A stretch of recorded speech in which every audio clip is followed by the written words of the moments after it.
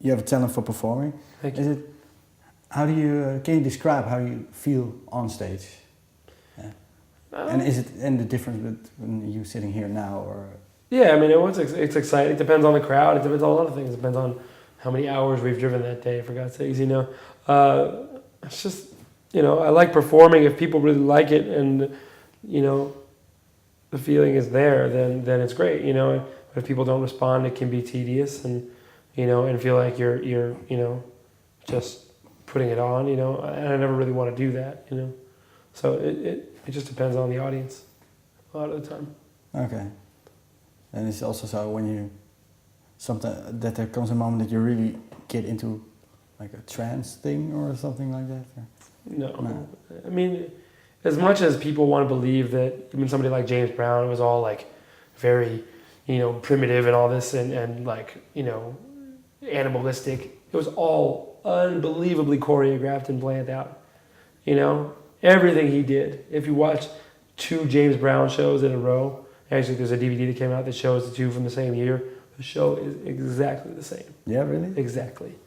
And that's because he knew what he was doing. He understood how to recreate night after night that type of atmosphere. And that's what performing is about. It's not about spontaneous creation all the time. I mean, it's about some of that. It's about you have to continue to be, you know, have the feeling. And I'm not saying that we play the same show every night because we certainly don't. But that's part of it, you know. It's very important that you know what you're doing. Yeah, so. gotta know what you're doing. Yeah. You can't fake it. Yeah, and like James Brown, people sometimes thought that he was really into I getting mean, mad. And no, and you know, I'm sure that, you know, part of it, like it was definitely like you definitely get an adrenaline rush on stage, but those were routines that he had worked up, you know, and rehearsed night after night after night, hundreds of days a year, you know. You don't become a great performer overnight. No, and I certainly have worked really hard to get to the point where I mean I don't even know, and I still feel like I haven't gotten quite to the point where I want to be as a performer, you know. Yeah. Okay. About your press, you got a lot of good press. You get compared by the big voices of the earth, like Otis Redding and Jackie Wilson. Can you remember something that what you read about, what they told about you that you're really proud of? Or?